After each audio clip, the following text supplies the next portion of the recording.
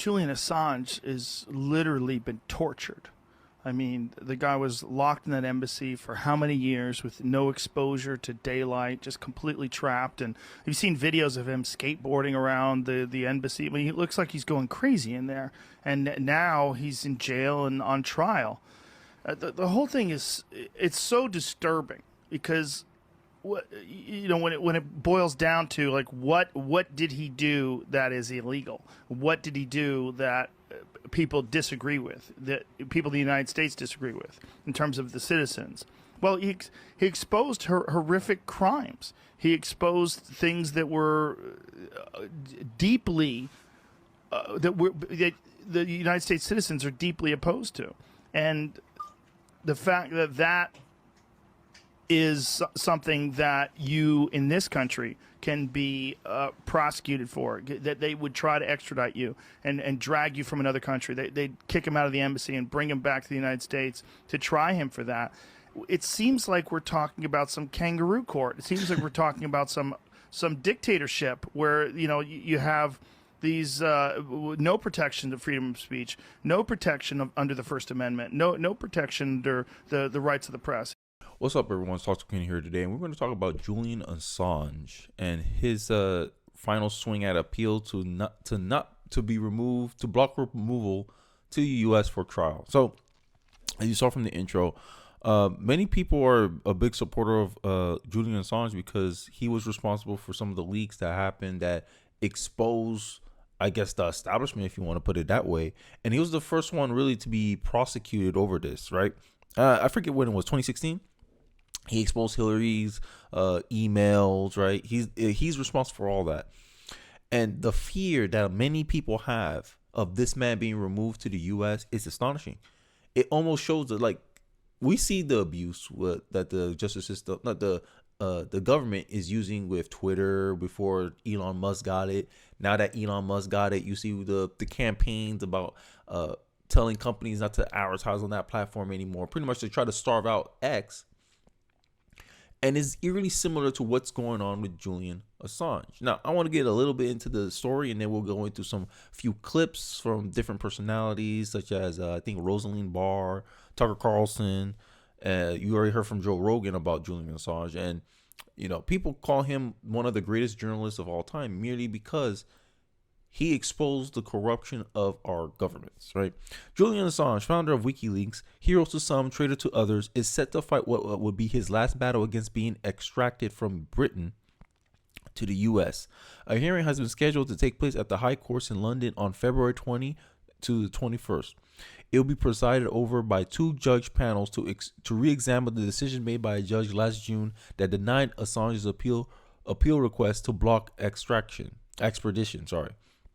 The 52-year-old Australian is facing multiple charges from U.S. officials, including violation of the Espionage Act, which Tucker claims, and I think I agree with Tucker's assessment of the Espionage Act. It's used to essentially punish political figures, and if we go through the clips, you'll see some of the reasons why the government kind of hates Julian Assange, and I think this is one of the reasons why we don't have real journalism anymore, and this is why a lot of people like me have a little sign of caution when we find out news networks like the BBC is government funded, because we see them as, oh, you're just an arm of the government. You're not going to really challenge the government, right? That money is hush money. Hey, don't question us too much. And we see the same kind of thing playing out in our mainstream media, right? Some calling Julian Assange the first person to ever face the wrath of mainstream media. The smearing tactics, the same thing they deploy on Trump. Same thing they deploy on Elon Musk. We're seeing the same little strategy here. And this is why a lot of people believe that in 2024, which is going to be a hectic year, they think a lot of commentators, people who speak out against the narrative, they might face political prosecution. And we already see some examples of that. We can say January 6th, and you see with the BLM riots, no one got really prosecuted. The FBI didn't really move towards them. But you saw it in the New Year's concert. I think it was Green Day. Specifically changed lyrics to target Trump voters, to condemn Trump voters as the American idiots. We see it's too many coincidences. Like, you may call me a conspiracy theory, but I'm just a very skeptical person by nature, and I think I articulated a good reason why. Like, this is some scary stuff.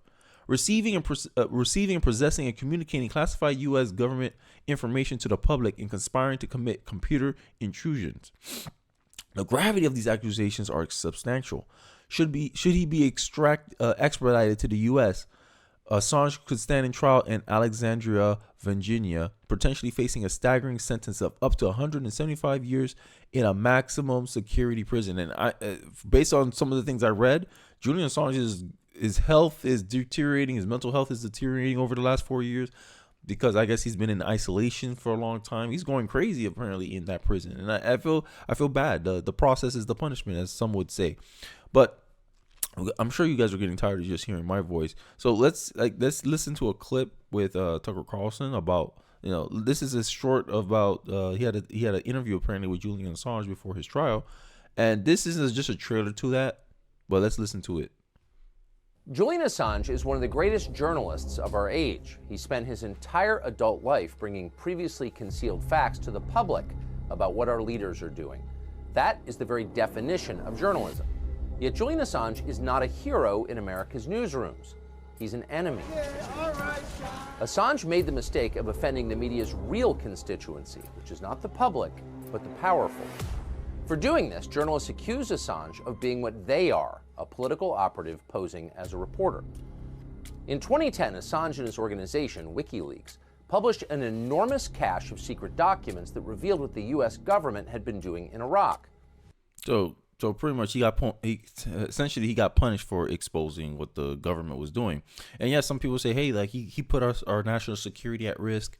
It could be, but when you're lying to your own people like this, right? Oh, hey, do we have troops on the ground? No, we don't. We haven't acted on that. And then boom, he has documents that says the contrary. It's kind of egg on the establishment's face that the American people can't really trust the government. But I digress. So the next clip I got to show is an interview that Tucker did with Rosine Barr. So here you go.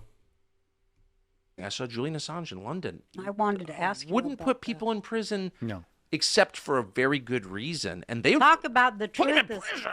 Talk about the truth being illegal. Look at he's paid for it with dozens of years. Well, Assange has never been accused of lying, or of fraud, or of making money in some criminal scheme. Assange has been accused of telling the truth, period. Yeah. And they are torturing him to death in front of all of us. No one's doing anything about it. And that Mike Pompeo is a very, very sinister person. Isn't he? The worst. And I always thought that, and I've told Trump that. Never should have allowed him to run CIA or state. But Mike Pompeo tried to have him murdered. And that's a criminal act. He was not even charged with a crime in the United States. And Mike Pompeo was CIA director. This came out. Pompeo didn't deny it. I never heard this. Oh, yes. Oh, absolutely. I saw it. Oh my God. He tried to have Julian Assange murdered, poisoned in the Ecuadorian embassy in London. And that's a fact, okay? Wow. And it's been established and... Okay. Yes. Why is Mike Pompeo not in prison? I saw Julian Assange in London. Yeah. So you seen that, heard that? Wow. Mike Pompeo, if you guys don't know, I think he was the Trump appointed him as head of CIA, if I remember correctly. Yeah. So it's both sides at this point, like when it comes to stuff like this. And I want to just end off with this final tweet. Wife of Julian Assange is convinced her husband was in prison for creating the first meaningful challenge to the mainstream media.